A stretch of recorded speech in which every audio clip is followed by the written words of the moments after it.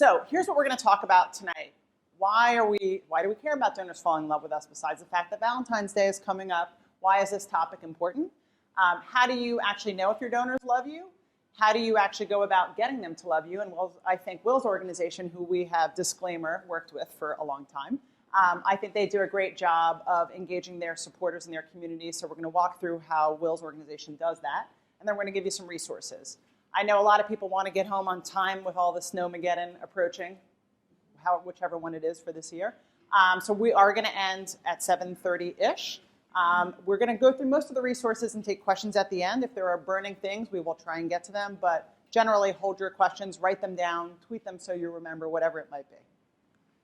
So why are you here? I actually am going to want you to turn to someone next to you, ideally someone you don't know, and have a quick conversation. I want you to say, hi, I'm Farra, Jeremy. I work for Big Duck. I donate to gay rights because I'm gay, right? That's for me. But what is it for you? What do you donate to, an issue, a cause, organization, and why? Why do you, something you give to personally? Just get to know a person next to you, tell them who you are and why you give to something. Go!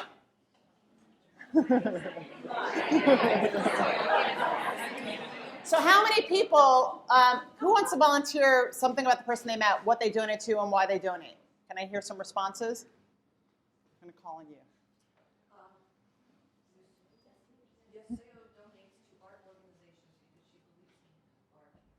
So it's a personal thing, right? And you're also, I would say, an artist from the little bit I got to know of you when we first got here, right? So like you have experience in an issue and you care about it personally.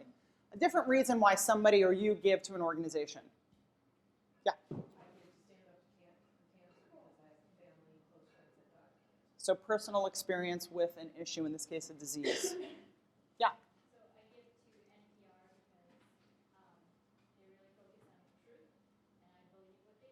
So that's something that connects to a value, right? A personal value that you have. Okay, one more answer. Either why you give or why someone else you met tonight gives. I know Nina, I'm going to call on her. I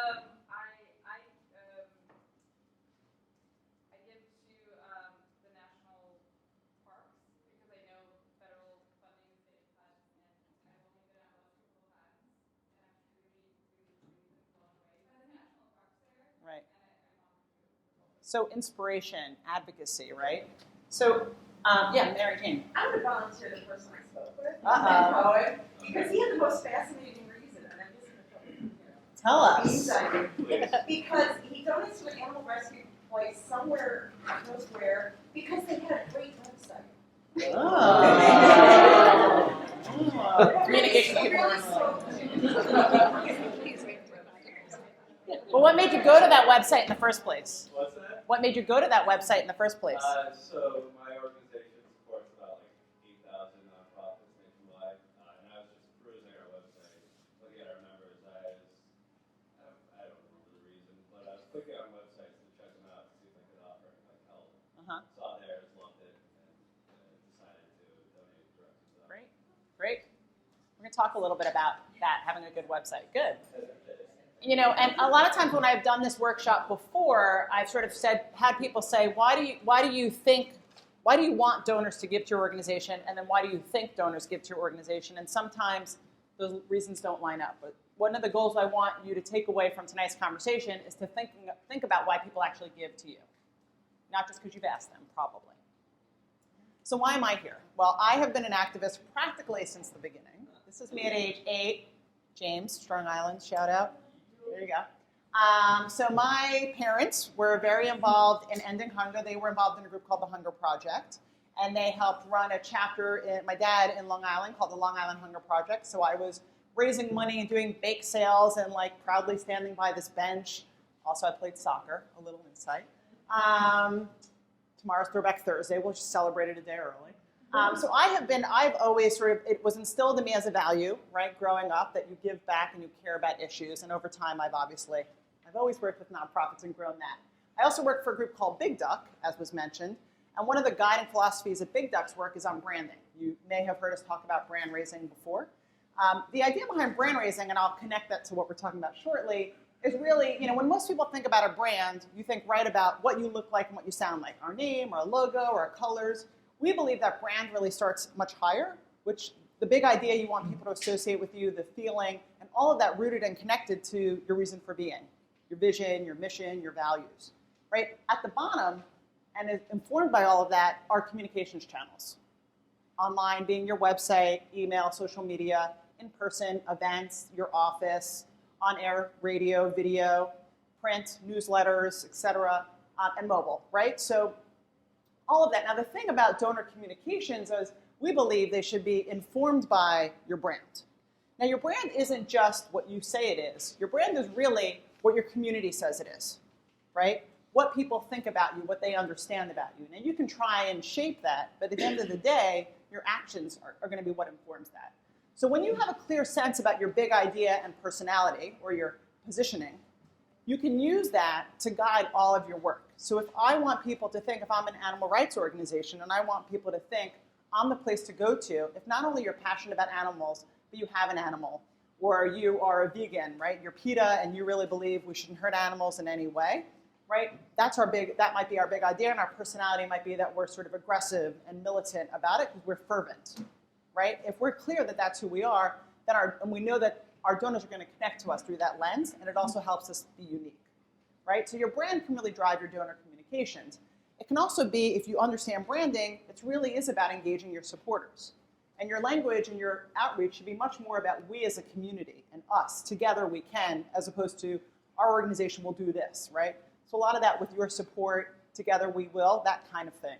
More us kind of approach. And finally, the experience of your organization should feel consistent. I shouldn't go to your website and be blown away and then go to that gala or watch a video or follow you on Twitter and see that you haven't updated your Twitter stream in 3 years, right? Or you're talking about one thing here and another thing there, and it feels like 3 different organizations. So as a donor, I should have a clear and compelling experience of your organization. Does that make sense? All right, so those are just some big picture ideas. Now, ideally you have a first date with someone. Again, it's Valentine's Day. If your date was this, aside from the nerd appeal, which might work for some of you, if they showed up with flowers and a ring on that first date, you might be a little bit overwhelmed and say, hold on, slow your roll. Let's take it back a little. Right? You have to think about how do you get someone to fall in love with you. And that's what we're going to talk about shortly. So why are we worried about this? There is a problem right now happening in fundraising. And if any of you, who works in development here? Okay, so there's been a lot of blogs, studies, and things that have come out about donor retention, which is basically, how do we get someone to not only give to us, but give a second gift? Now, the problem is most people now are worried about what's called acquisition, right? Building our list, getting more people to support us. And that's important, and I'm not saying you shouldn't worry about that. But what is a growing challenge is getting that person to give a second gift, right? These are just some stats just so you're thinking about it. The cost to bring in a new donor costs a lot more than to keep an existing donor. That makes sense. If James has already given to my nonprofit, chances are he's much more likely to give again than Jeremy, who's never heard of me, right? So how do I get James to give me a second gift? Most organizations are much more worried about finding that new person, and they forget about that person who's already given to us. And what I want you to take away from tonight is how can we actually do a better job of connecting with the people who already support us? And in fact, if we connect better with the people who already support us, they can help us reach new people. Does that make sense? All right. So Adrian Sargent is a big fundraising researcher, has put a lot of data out about donor retention and engagement, and I think this is really helpful for me at least, which is if you can just change it by 10%, the lifetime value of a donor. So in other words, if James gives to me $35 for the past few years, but all of a sudden he starts giving to me monthly, and maybe commits to giving me annually, the lifetime value of his gift is much greater than that one-time gift, right? So if I can get just 10% of my donors to stay on the file to give a second gift, I can in fact double the value of my database. That to me seems like good math, right? Worth investing in. Now, there was any Scandal fans? I'm getting nothing from this session. All right, thank you. So, there was a study that came out a few years ago from Bloomerang Technology, and they said they looked at donor loyalty and why are people leaving? And there were a lot of different reasons, but when you looked at those reasons, over half of them added up to communications problems. So communications problems, things like, I never got an acknowledgement. I forgot I gave to them, and all of a sudden I started getting all these messages because they never heard from the organization for a while, and then like 6 months or a year later, they started hearing from them, and they forgot who it was because I hadn't been talked to consistently. They might have said, please change my name, it's misspelled. It was never changed. They gave the name, but they keep getting letters to dear friend, right? Or dear Mr. Trumpeter, and when it's like, no, I said I was a miss, but please, you know. So when even just little things like that can piss a donor off. And when you're competing with that donor for 10 other organizations that do something similar to you, you got to do everything you can to make them feel special. So, are your donors in love with you?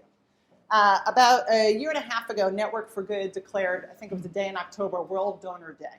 And they reached out to a bunch of us and said, can you write a blog about donor engagement? And the theme was thinking about from the donor's perspective, you know, stepping in their shoes. So I did this blog post about 11 ways to tell if your donors are in love with you, which I'm going to share with you now. And that was really the inspiration for this workshop. So here are some ideas, and I'll be curious to hear if you guys have any others. So how do you know if your donors are in love with you? First of all, she doesn't just give you a gift, she gives you her time. She volunteers, right? The person who, whether they make that $25, $35 gift, or they make a gift with lots of zeros behind it, when they actually volunteer, they show up at your events, they respond to your requests for volunteers, they're saying to you, I care about you more than I care about others. So that donor plus volunteer is someone you need to pay attention to and do a little more work to woo. She gives to you on a regular basis. We're going to talk about parent project muscular dystrophy shortly.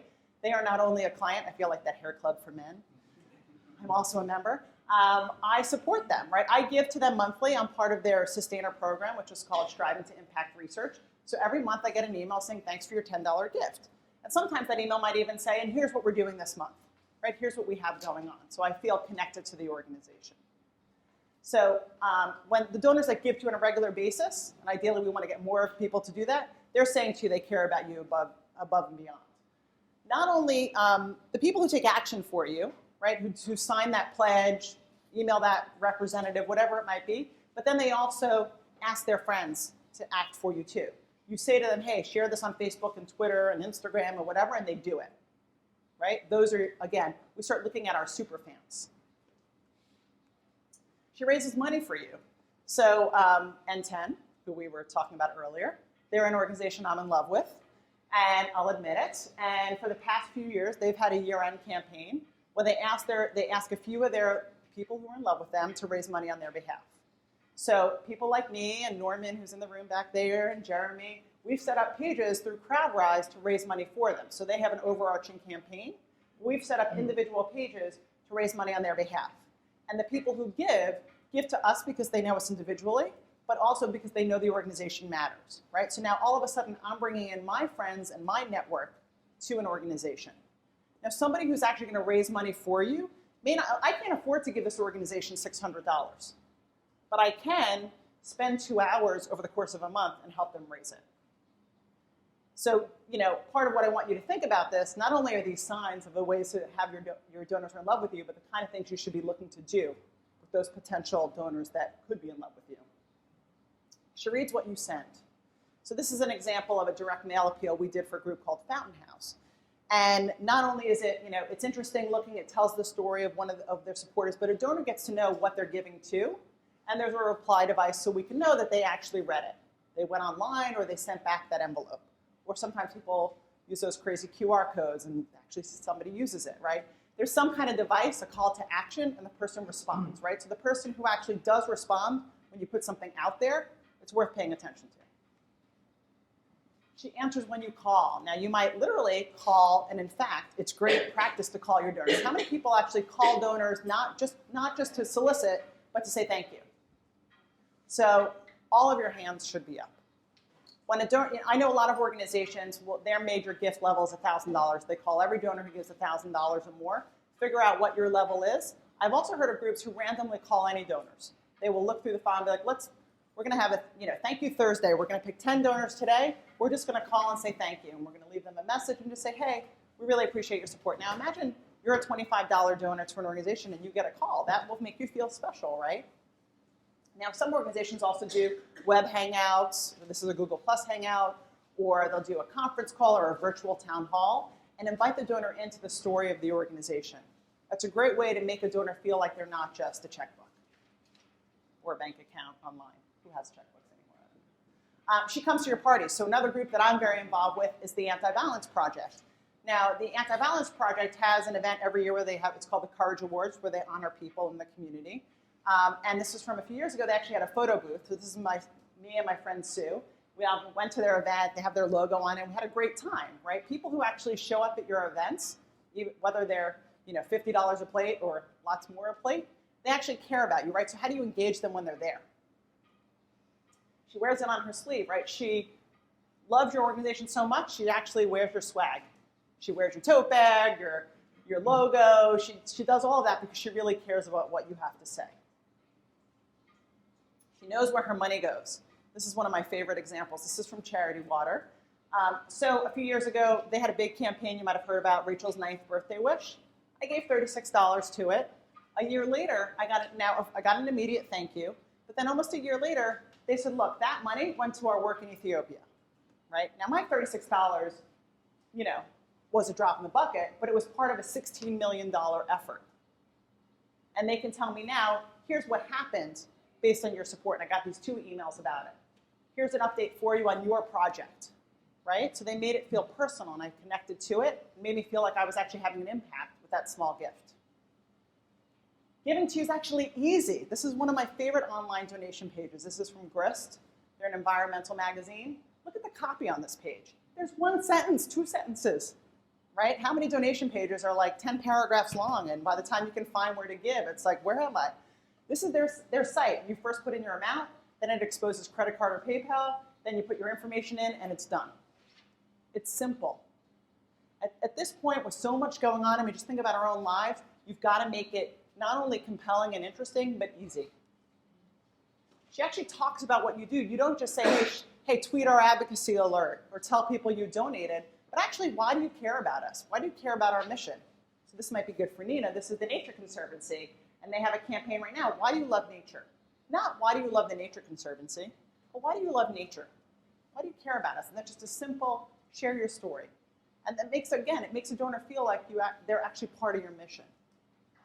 And these are the kind of things that I sadly don't see a lot of organizations doing, just speaking at people. So I want to see you guys shift to speaking with people. I have a bonus prize. I don't know how well the sound's going to be, but I'm going to see if we can show you part of this. This is a donor video that was done by, I think it's Bowling Green.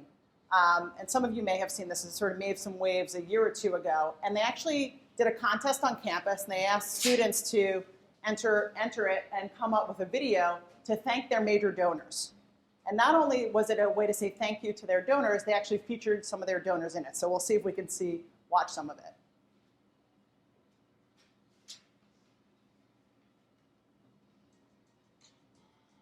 You're not going to be able to hear it so well, sadly. They're their major donors.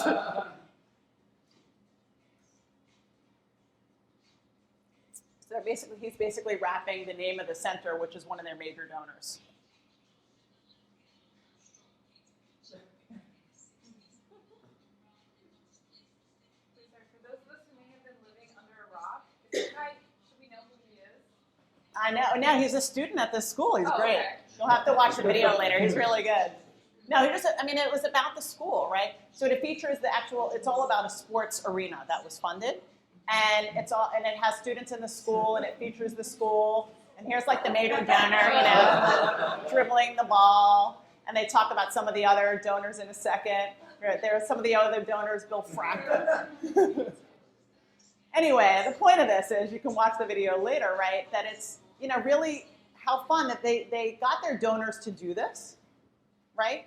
But they also feature their donors in the story. So there was another example with Charity Water last year. They did a Valentine's Day to donors, and they actually the staff made hand-drawn Valentines, and they picked a few random donors, and they made videos with their names in it.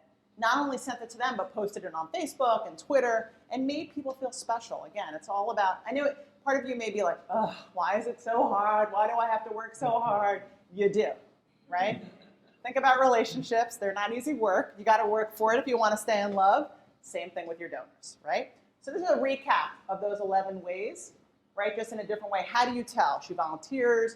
She gives to you regularly. She thinks giving to you is easy. She likes to tell people about it. She might raise money for you. Anything on this list seem surprising, or does it all kind of make sense?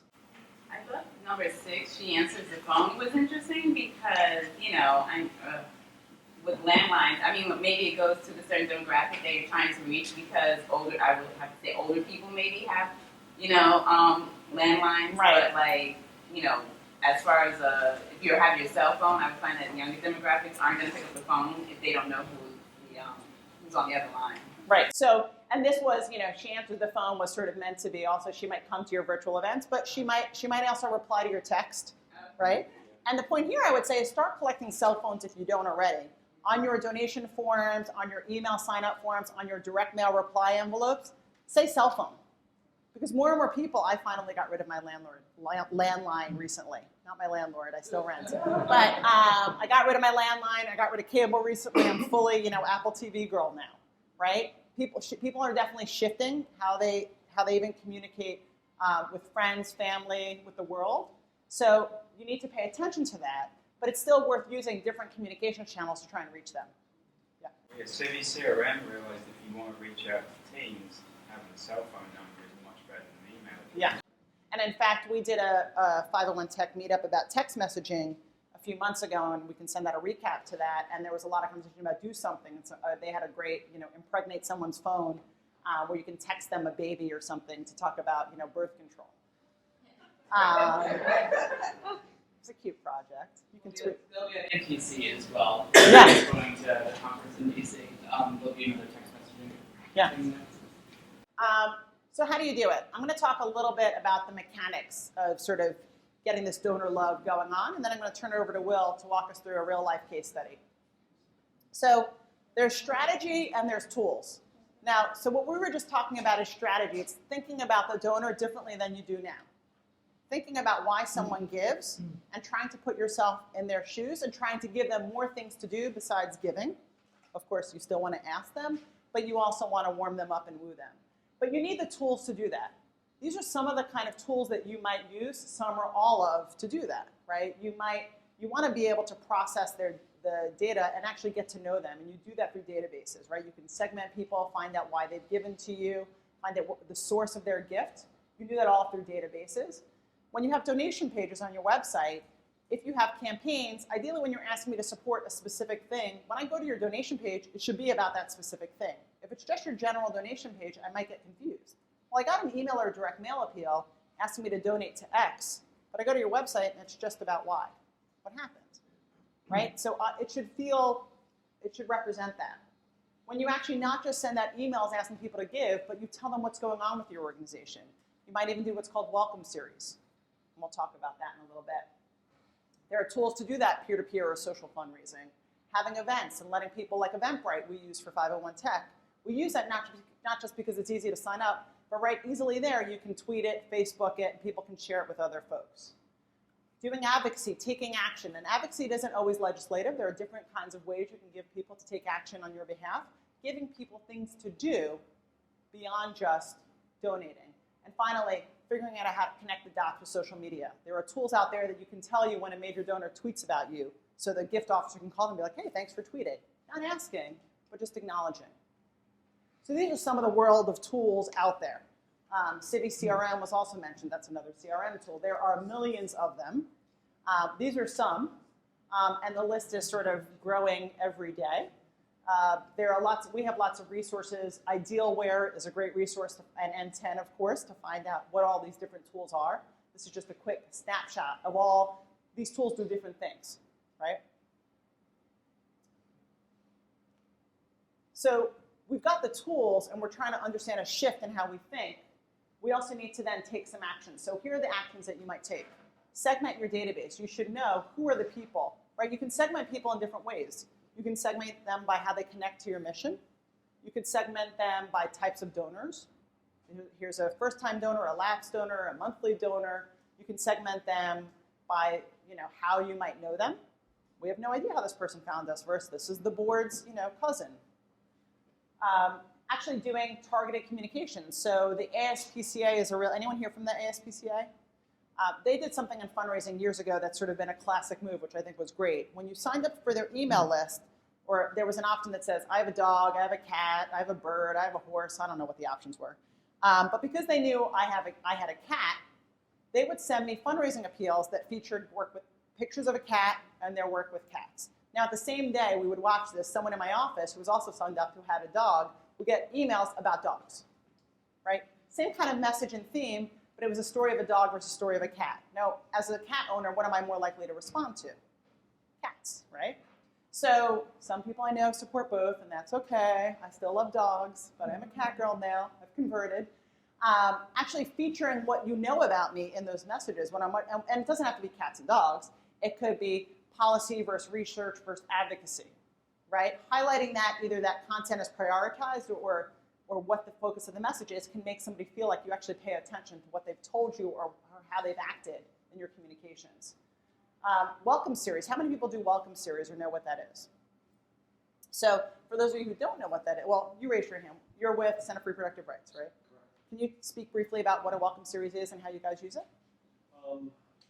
It's basically a series of emails. I think we're kind of in the midst of reevaluating ours, but a series of emails that brings people into your message once they've kind of initially connected with you. And we kind of do it differently based on where we're getting the names and whatnot, and also it depends on at what point of the year we are. Right, so some organizations will time it. So somebody joins an email list, within it, not only do they get a thanks for joining, they might get an email the day later that says, thanks for joining our community. Here are all the different ways you can connect with us. We have a blog, we're on Facebook, you can follow us on Twitter. Here are a few things you can do right now. Then maybe a week later, they say, hey, we want to know what you care about in our issue. Can you fill out this survey? And then maybe 3 weeks later, whatever time interval, they might be asked to give, right? And then eventually they're put into the regular series of communications with the monthly e-newsletter and the appeals and other things. A welcome series, and you can just Google welcome series nonprofit, you'll find lots of examples, is a great thing to put in place if you don't have already. Asking your supporters to do more than just donate to you. That should be simple and make sense, but a lot of organizations forget to do that. They just send appeals out. You need to give people more to do. Thinking about, are there donors out there? Could you find 10 people or 5 people to do a campaign for you to raise money on your behalf and tap into their network? Experimenting with social fundraising may be something you want to think about doing. Trying to add names to your list, but getting your supporters to do that for you.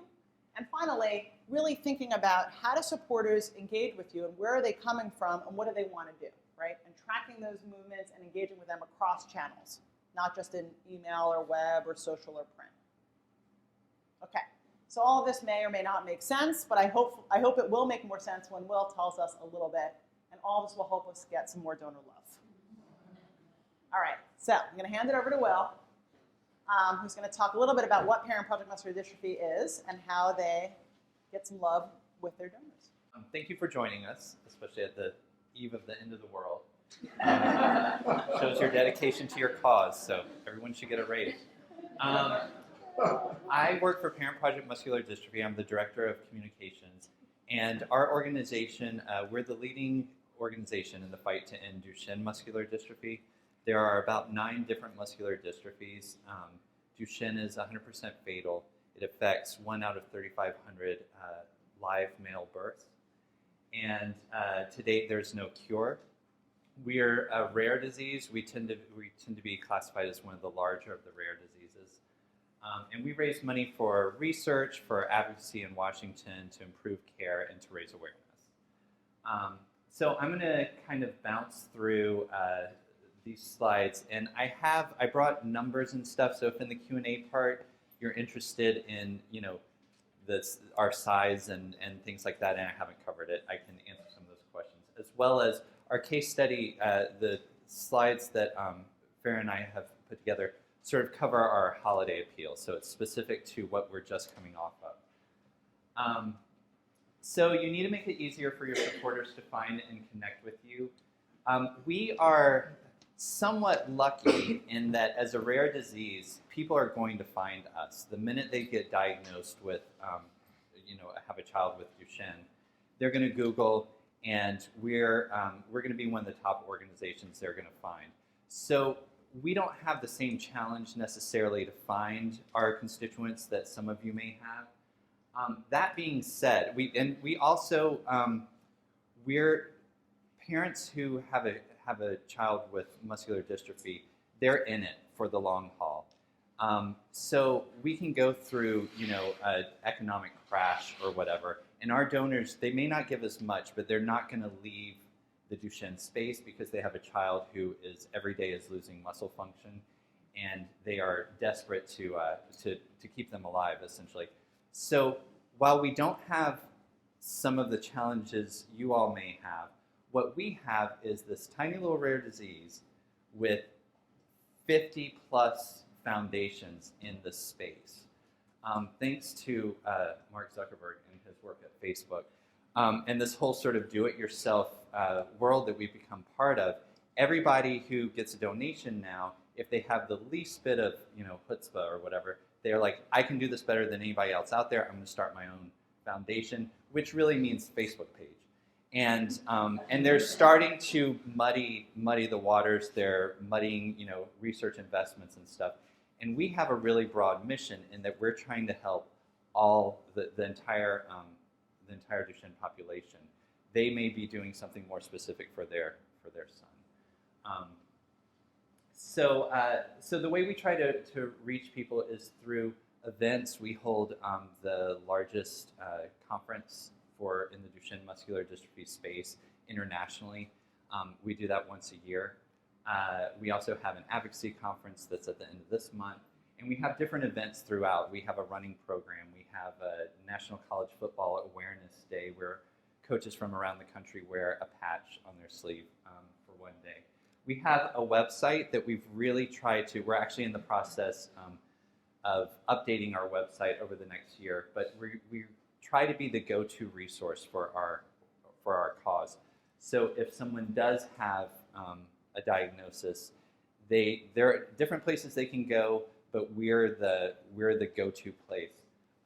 Social media is something that our organization and Big Duck have been working together for over 10 years now. We've sort of grown up together, and social media has made a profound difference to us, as I'm sure it is for a lot of you all. And we take our social media presence very seriously. I told Farra when Twitter first launched, it's not going to catch on. It's like the Macarena. It's going to go away. It hasn't. And we are catching up with that. The good thing about our constituents are our parents they're real old. They're like 40. And they, I'm like 40. But they're slightly behind in technology. So it gives us a little bit of time to get our feet wet and to get comfortable with whatever it is. They're huge on Facebook right now. We have 14,500 likers. And that's the largest in our space.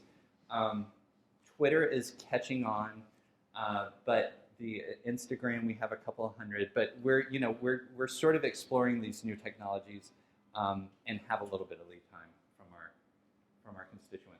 Online actions, like Farra was saying, we always try to. Not only are we asking them for a donation, we're asking them to take action. The whole basis of our holiday appeal, which you'll see in a second, was one simple action. And the idea behind that was in a world where there's so much, you're being bombarded with so much, especially when you're dealing with a child that has a lot of special needs to deal with. You don't have time to read. You don't have time to do more than click a couple of buttons. So we're trying to engage with people at that level. And then direct mail acquisition, which we don't do a whole lot of, but we do have older donors because we have a lot of grandparents who are involved who are just sticking their toe in to social media. So we still do need to reach out with them with something physically in the mail, especially for the holidays. So these are just some examples of what we talked about. We have events. We have our own running program, which is a marathon running program across the country that sort of culminates with a big event at Walt Disney World in January, where the staff is forced to go to Disney World every year. But then we also have this brand, Run for Our Sons, has also taken off in a grassroots level, where we have families who are doing 5Ks, fun runs, 10Ks on the local level, which helps raise awareness, and we provide them with all the materials so that they can throw that event.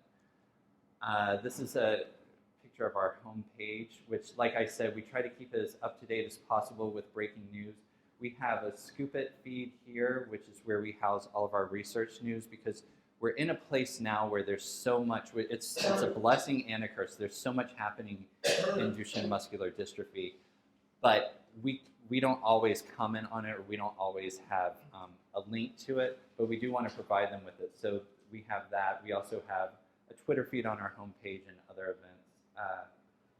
This is our Twitter account back from the holidays. Help your donors understand and know who you are. Establish your voice and identity. We are blessed with a rock star of a founder. Her sons were diagnosed 30 years ago. The organization has been around for 20 years. And in those 20 years, she's lost both of her sons to the disease and has continued the fight. She's the leader of Duchenne information, with the exception of scientists and researchers in the field, but the leading parent advocate in this space. Usually, over the course of the disease, a family will come to us. A family leaves us because their son is, the care has become so hard. And then towards the end of their life, they may come back to us. And then we never see them again, because once they've lost their child, we may get a yearly gift, but once they've lost their child, they really don't want to even hear the word anymore. Pat Furlong, our founder, has sort of broken that mold and continues to be a big voice. So what we try to do is make Pat, who is traveling 280 days a year around the world, a strong voice for the community. But we also try to we're called Parent Project Muscular Dystrophy, so we try to let the parents' voice also be a voice, also be a presence. And just over the last, I've been with the organization 7 years, one of the new things that we've sort of had this aha moment about, which seems silly now, but the patients themselves are becoming a voice. Because now that we've extended lifespans 10 years, and these guys are living to be late 20s, early 30s, and with the advent of social media, they're online all day. That's all they can do. They have fingers and can type, and that's it. They're constantly reaching out, and they're now talking. They're now speaking for themselves instead of having their parents speak for them, because technology has allowed them to do that. We have welcome messages, which we are not that great at. We need to work on our welcome series. But I think we're really strong with thanking. We have this, think before you bank, where we try to, we're not always successful at it, but we try to thank donors immediately. And like Farra was talking about before, not only thank them, but also let them know where their dollars are going. So our website tries to reflect all this. Transparency is huge, and I think is one of the most important things any nonprofit needs to make as part of the way that they live, is to be as transparent about what you're doing, all of the actions, so that there can never, none of that can ever be called into question. We have our mission and objectives, our financials, all that are on our website. This is our president. She has a blog. We have it's really interesting. I don't know how many other groups do this that are here, but we have a website on Ning, which is our own community website. So it's essentially, and we launched this at the same time that we launched our Facebook presence, but it's sort of a Facebook for our community. So it's got its 4,500 members itself, and there's a lot of really detailed discussion. Our staff is all a presence on there and helps with the discussion, but it's really a chance for parents to come together and say, my son's going through this, or my husband and I are dealing with this, or I'm a single mom, and they can have these really lively conversations in a safe space. The same thing happens on Facebook, but Facebook has that, it's almost like the Twitter mentality, but it's one sentence, or they just like something and it can often move on. This is it replaced our message board about 7 years ago. So, but this has been great. This is also where all of our blogs are housed, which we're trying to make the staff blog more and more, because it becomes a resource that lives in the ether that people have to go to our community site and then hopefully join in order to learn more. So this is an example of, we have Pat blog all the time.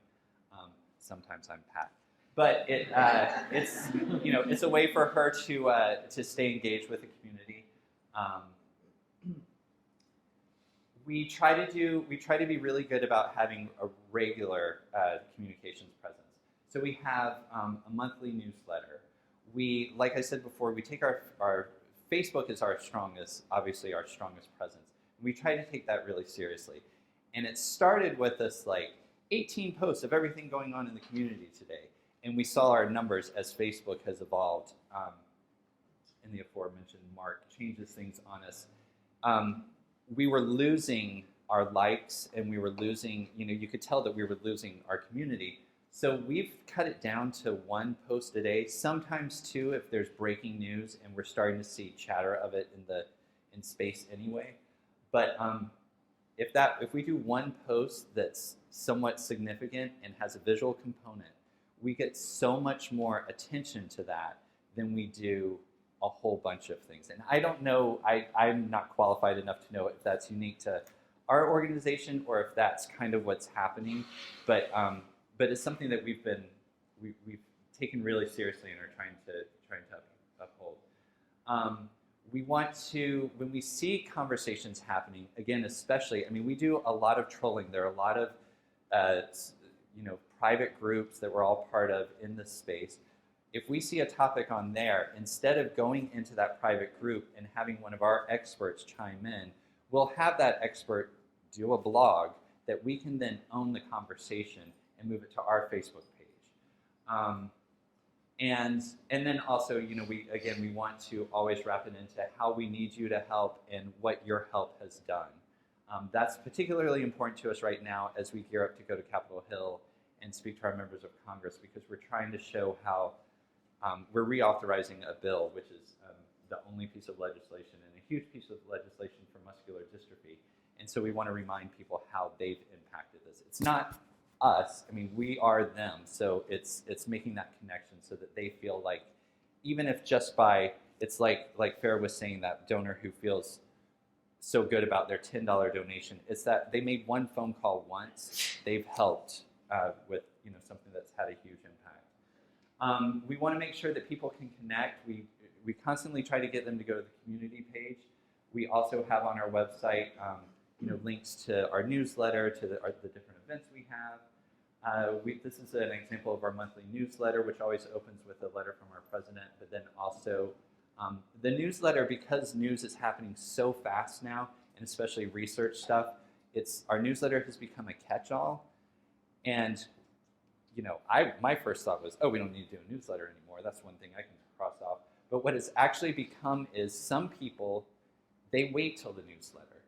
They don't have time for the noise. They may even print out our newsletter once a month. And it's kind of like Reader's Digest. You know, it's become this sort of, here's everything that happened in the last month. And if we're telling you about it, then you know that you need to know about it, because we've established this reputation with the community. Be where your donors are. I mentioned before that our families are all on Facebook. That's become really, really big. The moms were all on there. Now the dads are on there. Now the moms are going to Twitter. So we're trying to build up our Twitter. We had a big event in Washington back at the end of the year, and we did our first kind of a Twitter chat. It was really more of we had our VP of research. We had a big meeting with the FDA, and we couldn't film, we couldn't stream, which is another service we try to provide to the community so that people don't have to travel, and knowing the burden that places on them. But we had her live tweet, and that was huge for growing our Twitter feed. So giving them something that at that time they couldn't get anywhere else but on Twitter helped make Twitter seem a little more exclusive, and it bumped up our numbers quite significantly. And then we took those tweets and made it pretty and reversed the order of it and put it in a blog from our VP of research. And then we're constantly driving people. We drive people a lot of times to the community site, back to our homepage, and then to Facebook, having conversations on Facebook. Wherever we see people leaning towards, we try to take the conversation there. This is just research that was done that on where people are where they're going to find their information. And email is still really strong for us. The health information, the websites, the Googling and that kind of thing are big. But the growth, like I said, of social networks is really grown. Yeah, so. Should you expect the same results if you did them by decade, 20s, 30s, 40s, and the ancient ones? Is there people on the computer after 40? No, I don't know. It's a good question. I think you would see. I think for us, the older population is still going to email. That's still number one. But we're really seeing a shift from. We've become like we've limited our Facebook messaging. We're also limiting our emails because we know we get a lot of. We just had a report. We use Convio, Blackbaud, whatever. And we just had a report that we have really good open rates and stuff that we're really proud of, especially in the rare disease space. But we are conscious of that because people are so inundated. I'm like Farra, I'm a gay, and I get 5 or 6 a day about every state that's thinking about gay marriage and all this stuff, and then all the New Jersey ones, which once New Jersey got gay marriage, it was sort of like, well, what are you going to do now? So we're trying to be sensitive of that. They're getting 5, 6, 7, 8 Duchenne organizations are hitting them the same way. So hopefully that kind of answers your question. This is a look at our community site, the homepage on there. So it has, like Facebook, it has a feed of recent posts and everything. It also actually carries our Facebook page and Twitter feeds on it. This is our Facebook page. We post news releases or press releases and news updates, but we try to put a context around them, talking to the parents in a way that they'll understand the significance of what it is, which I think is really important, instead of just sharing links, to put context of why your constituent, why the person in your community should care about what this is that you've posted. And that's something we take a lot of pride in. If we're not doing it as PPMD, or Parent Project Muscular Dystrophy, we try to have an expert in the field put some context around it. Because all 50 plus organizations are posting the same news, and they might have posted it before us, but we need that angle that makes us stand out a little bit. And again, like I said, as sort of the leading organization, when we post it, it carries a lot more weight. So we're very careful about what those are. This is our Instagram, which is growing, and the community, I have to say, is responsible for helping make this grow, which is great. They're becoming a lot more photo savvy, seeing the importance of images too. And that's our Olympic swimmer up in the top corner, Ryan Lockey, who's our spokesperson. Please don't tweet that I did air quotes. Tell your donors why you need them. So we have, we try to, when we work with Big Duck on a holiday campaign, anytime we're doing something, we're trying to tell the story of why you who are opening this, and we actually have internally in the office, we have a parent who everything we do, we're talking to her, because she is a mom of 6, 7 kids, the youngest who has Duchenne. She's working 2 or 3 jobs. Her husband's working 2 or 3 jobs. She's the person that we need to talk to. So we want to make sure that if we're coming to her and asking her to consider supporting us, that she has a clear understanding of why and how that's going to help. Whether it's a donation or whether it's a call to Congress, it's filling out a survey that's going to be used, that the NIH is interested in information, something like that, but what those actions are and how they can help. And it's all part of telling that story, and you'll see some examples in just a second with the holiday appeal. And we always have a place, every correspondence we do, every email, every physical piece of mail has a place where you can give. We don't always push it, but it's always there, and it's always clear so that you can, just in case. Yeah? I was curious about your remark before that. It seems like you really treat your Facebook page as a have any concerns that that if that becomes your major destination, that's not under your control while your website is still yours and that's where you have your own list? We, our Facebook and our website, our homepage, usually mirror each other. So whatever we've posted on Facebook is also living on the website. But we monitor the discussions. I mean, a lot of times you don't have control over something controversial, and you know the thread can start to go or whatever. But we make it clear that we're watching. You know, we don't just put it up there. We are talking. You know, we'll either answer the question or we'll correct misinformation, because that's become a new thing that we've been dealing with because there are so many groups now. I guess it's a concern, but it's also something we've just learned that we have to embrace, because we found that our website, with the exception of, I mean, predominantly it's first-time visitors. It's a new diagnosis who's coming to our page, our homepage. After that, it's either somebody trying to get to where they're going within our page, or they've already bookmarked whatever it is they're really interested in. So for us, it's something that we're seeing as a shift. And we're, like I said, we're constantly driving people from Facebook to either our website, internal pages on our website, or to our community site to get them someplace that we own. But yeah, there is, I mean, it has become like, that's where everything, you know, we have to make sure that we have to put it there, you know. So when someone gives a donation, we want to make sure that they know where their money's going. We're very clear with the projects that need funding, and then also the success of that fundraising. We want to make sure that people know how they can help raise money themselves. Like I said before, we give them the tools that we can, whether they're physical tools or online support, things like that, to create their event. This is a list of different ways that people can get involved. Last year's holiday appeal, 2012, was how different things you can do to become more active, and we built on that this year with the One Simple Action. You want to build trust and show that you're legit. We take a lot of, it's a pain in the butt, but we do focus a lot on the different seals of approval, Charity Navigator, Better Business Bureau, those things, because we're finding that people are paying attention to that, especially in a space like ours that's getting more and more crowded. And I'm sure for you all where there's more organizations with the same cause, it is worth getting those kinds of accreditations just to give you some oomph.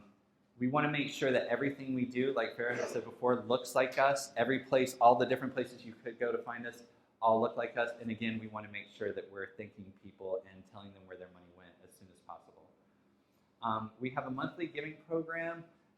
We've seen a big dive in this actually recently, and I think that we think that the reason for that with our organization in particular is that it's not that people aren't giving anymore. It's that monthly gift, budgets are so tight that they can't, they just can't, they don't know where the next paycheck is coming, much less that they can give a gift. But they are making up for it. We're not down donors or the size of the gift, but we are down with some of the monthly giving.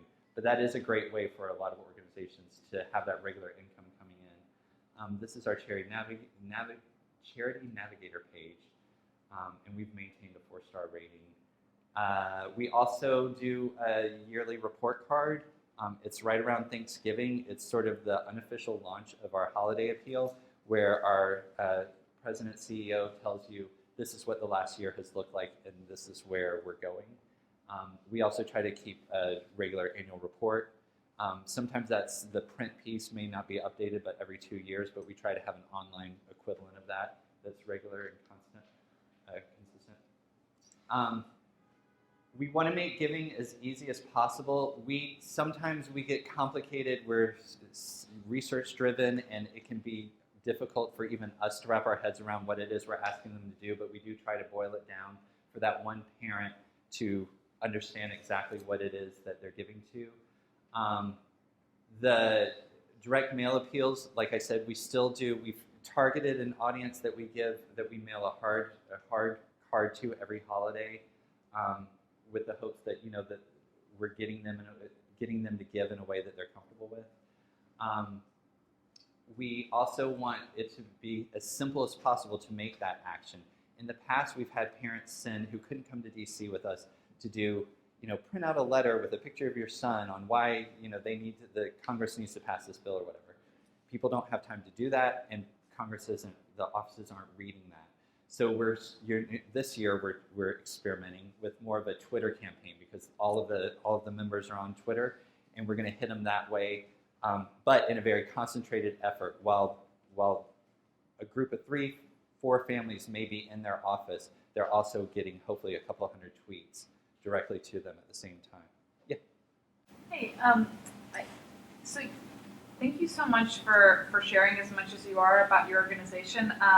I'm really intrigued with all the insights that you're sharing about your supporters. So I think you said that you have intimate knowledge of the newsletter and people printing it out because they don't have time to read all the constant updates. You know that the website is a source for first-time visitors, but then people are going to Facebook groups. Are you having casual conversations with people on the side? Do you constantly poll and survey the supporters? How do you seem to have a very good understanding of the supporters from all these different angles. Well, we have. Thank you. That's a great compliment, and it's something that we do spend a lot of time. We interact with our families face to face quite a bit with these different events that we have throughout the year. They're a very vocal group, so we learn that way. A lot of the online stuff we're getting from using Google Analytics and tools like that. But yeah, we have a constant conversation. I mean, our founder is still, 20 years into it, is taking calls 24/7 on weekends and stuff from families and things like that. But And is it systematic? Is it a poll? Are you just taking like mental notes? it's anecdotal. I mean, we're not doing studies all the time, but we are, when we do a website update, we spend time looking at all of the sort of different demos of families that we have, or the different people who are coming to us, and asking them those questions, realizing that they represent, a bigger group of either grandparents or. We actually had, when we worked with Big Duck on the last time we did a major overhaul of our website, we had them, we're in New Jersey, and we had local families, but representing those different cross sections, come in and do like an hour or 2 hour sort of testing of the website. People who knew nothing about us to people who are the primary caretaker for a child with a disease. Yeah. Just regarding your Facebook page, and I don't remember if you said how often you use Twitter, but do you ever find that static text isn't just that it's not engaging enough? Do you ever have you ever run into that? Like maybe just asking about flaws, maybe potentially with it, if there are any notice? With just like either Facebook page or Twitter, I guess it applies more just because it's only really text. Do you ever find it's not engaging enough to your? Yeah, I mean, we do. Twitter we use almost like an RSS feed, really. I mean, it's something that we don't hesitate to put out on Twitter because, again, we're just trying to build up. We do as many hashtags and stuff as are relevant, hoping to get more followers. But we do post, do images a lot on Twitter as well. Our online communications manager is great with doing. I mean, we've become more and more image heavy, and those images are not stock things. They're things that the families are giving us, either we're asking for or they're providing. Okay, so I just want to. I know we're getting short on time. So this is our holiday appeal. This was the mail piece.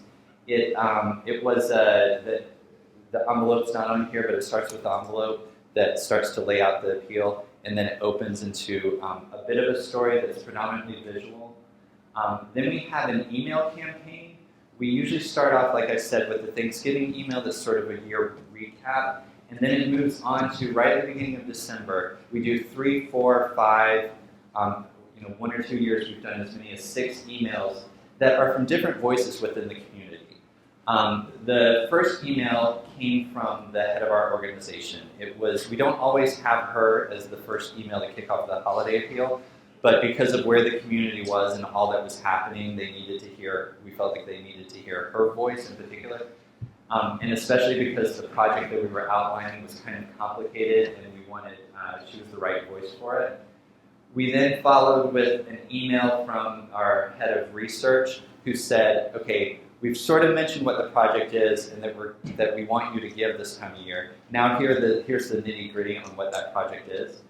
We had a visual component, a video that you'll see referenced in a little bit, that also was a great way to help tell the story of why you need to fund this project. And then our most successful email, and it usually is most successful in terms of it results into the most donations and or the most shares and stuff on things like Facebook, is an email that came from the parent herself. I told you that the basis of it was one simple action. She told a story about taking her son. She lives in Arizona. She took her son to the Grand Canyon. They couldn't get up a certain mountain, and they were just going to bail on the whole trip because he's in a wheelchair. The wheelchairs are like 10,000 pounds or something. They're huge. And she's a single mom. She couldn't carry him up. She was with her other son. And a group of tourists from another country said, no, he has to go up there. So they carried him. On the way down, there was a group of like 5 different families who were like fighting to bring him back down. So it was this great story about how one just act of kindness, they learned about the disease, he learned, their family was sort of forever transformed. And by the way, can you give us a donation? This is our Lightbox. This is the sort of the splash page on our website that's up during for the month of December usually. We've had a good bit of success, having people, this goes away after the first time they go to the homepage after it's up, but it's a nice entry into the campaign. The donation page is a little more complicated than the one that Farra showed us, but again, we try to keep it clean and remind people this is what they're giving and how they can, what their gift is going to do. Our Facebook page carries through with the campaign. We dabble with causes, but we haven't had a whole lot of success. We also haven't invested in a lot of time into it. This is a share. It got a lot of, the families love to, we have a lot of difficulty because it's a difficult disease to explain to sort of the man on the street donor. The ability to share through Facebook has been huge with our parents because they can tell coworkers, neighbors, friends, people at church what they're doing. Then we also, besides just giving, give us money and help support whatever our project is at that time of year, we also do things like, this year we did, who are we doing all this for? Who's the hero in your life? Because these guys are, living these incredible lives, breaking all sorts of statistics and beating the odds in a lot of ways. So this was, who's made a difference in your life? And it was this incredible thread where people were posting pictures and talking about their son, their nephew, their brother, whoever it is in their life that was affected by the disease. And we simultaneously were doing it on Twitter. So just what's something simple you've done, or who's the person in your life that you want to be able to tell about? Because we're finding that people want to tell their story. They love hearing your stories, but they also want to tell their story. And if you can give them that opportunity, then they feel more a part of the dialogue, they feel more a part of the organization, and it becomes way more of a conversation. And again, we have this name to live up to. It's their project. By the name alone, we're saying that this is what you want it to be. So we have to show that we're listening to them. And social media has been a great way for us to do that. This is a reference to the video. So we had this rather complicated researchery sort of thing that we were trying to raise money for, and we did one of the Chalk Talk, I don't know what they're actually called, videos that was that described it, that got, it was, again, a really easy way for people to share, oh, by the way, this is what my son has, and this is what's being done to help it, and you need to give so that you can help sort of move this forward. And then we thank. Usually the first, the 3rd, 4th of January, we immediately come back with, this was our goal. Thankfully, we've always gone above our goal, so we're able to say that. And with your donation, now we can do this project. But it doesn't end there. It becomes, at least a year-long reminder, and it's a great way to build up to your next campaign. We tend to do a campaign really, we're always asking for donations in a way, but it's really the holidays when we get the bulk of our income. So we want to make sure we've told the story of the previous year as we lead up to the next year. And one campaign we did 3 years ago, this is a long process to get a drug to market. I mean, there still isn't one. But we've had the project that was 3 years ago has now gone to this stage and then this stage, and we incorporate, we'll do webinars with the scientists during the holiday campaign. We want to give something to the community before or while we're asking something. So for us, we want to be their resource. We want to give them access to the leader in the field of whatever it is we're trying to raise money for, whatever it is, we know that they're interested in. Our goal is to raise $200,000, and we went well over that, which is great because it was kind of a difficult ask. The project was sort of complicated, but luckily, with the help of Big Duck, we made that clear, and it's now we're already starting to tell them. Not only do we thank them for contributing, but we're starting to tell them, okay, you did this, and now this is the next stage, and then we have laid out over the course of the next year when we'll give them updates.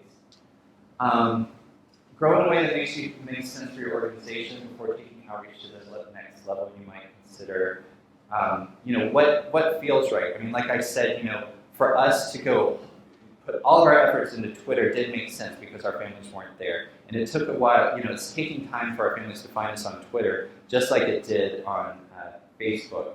But once they're there, we're seeing a lot of success with donations, but also just with our brand, with our name, which I think is important. And we take into account, when do we need to go to a group like Big Duck, or when do we need to talk to, have a study of our community and find out how we're doing with our communications like that.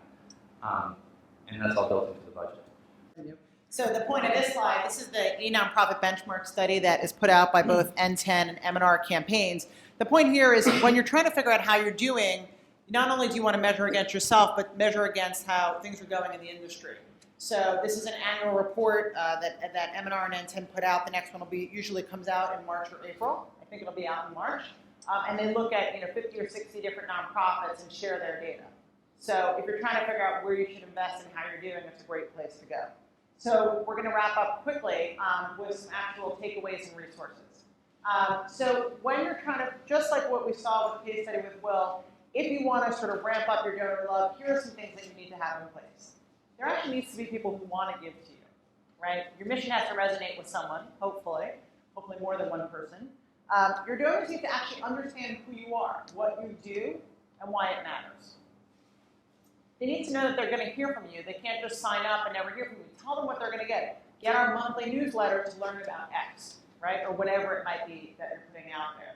They need to see you where they are. If they're on Facebook and they're not on Twitter, if they're not, there's no pictures that make sense to share for your organization, then you don't have to run on Instagram. But maybe there are, and that's where your community is, so you should be there too. So figure out where your community is through surveys, through focus groups, through interviewing people, through asking questions at your next event, and be where they are. Your donors need to actually know why their support is needed and what they're doing with it. They need to trust that you're legitimate, right? Those trust seals, those credibility markers. It needs to be easy to help you. And your donors need to be big enough to justify the expense in trying to ramp up a program.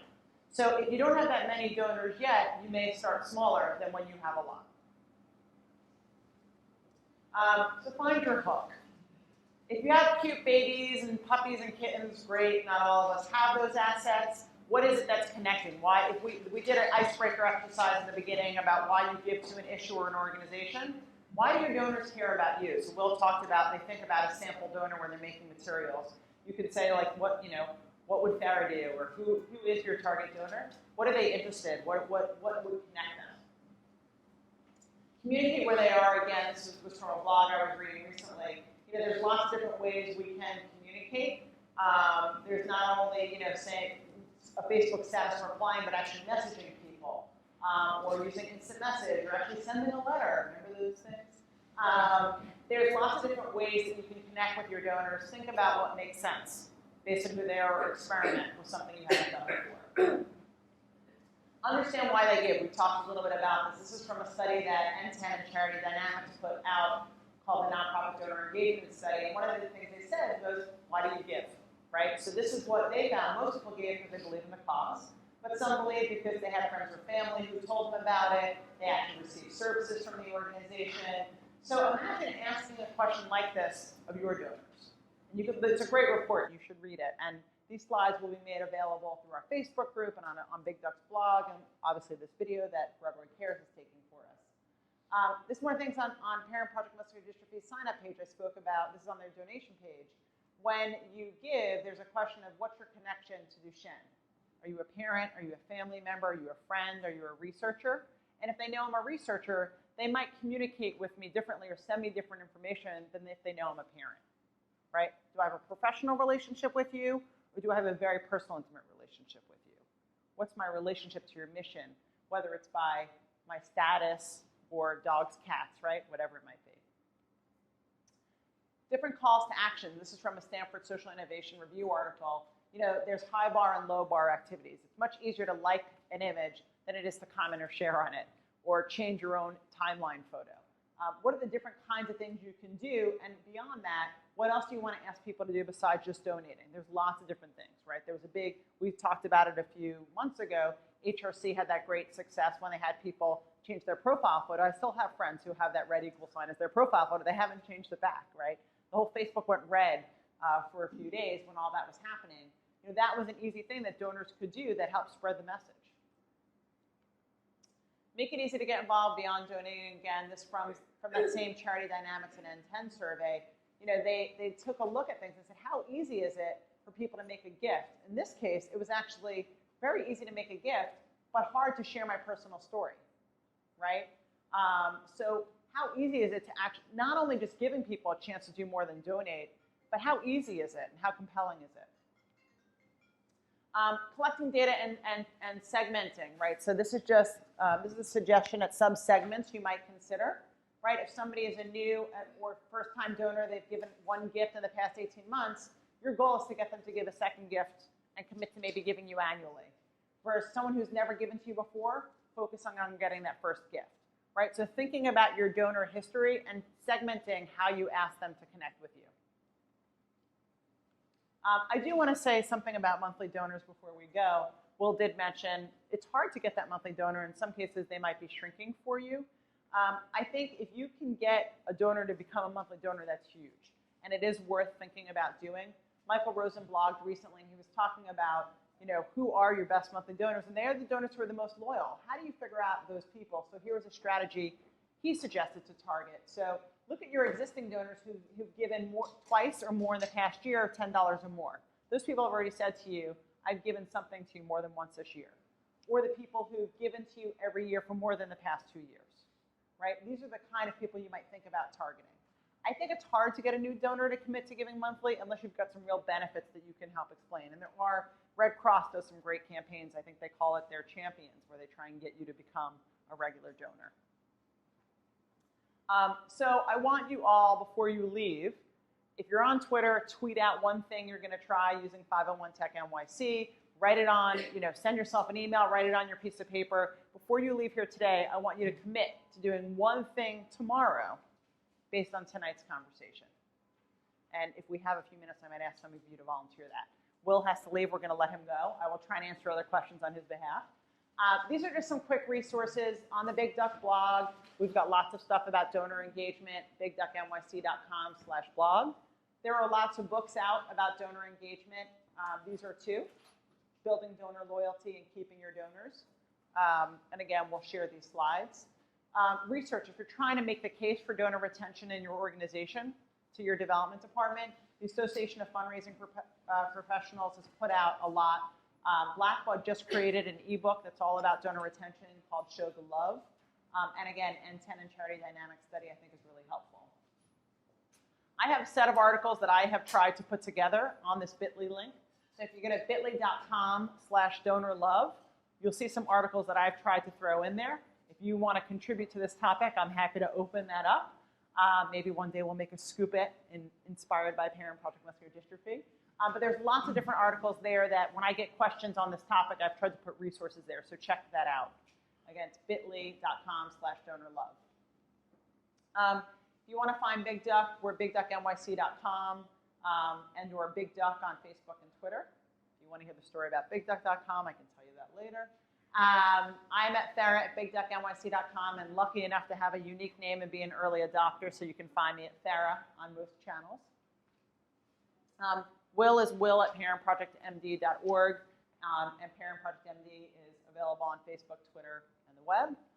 And I want to say thank you, especially on this, dreary, lovely weather we're having. So thank you guys for coming.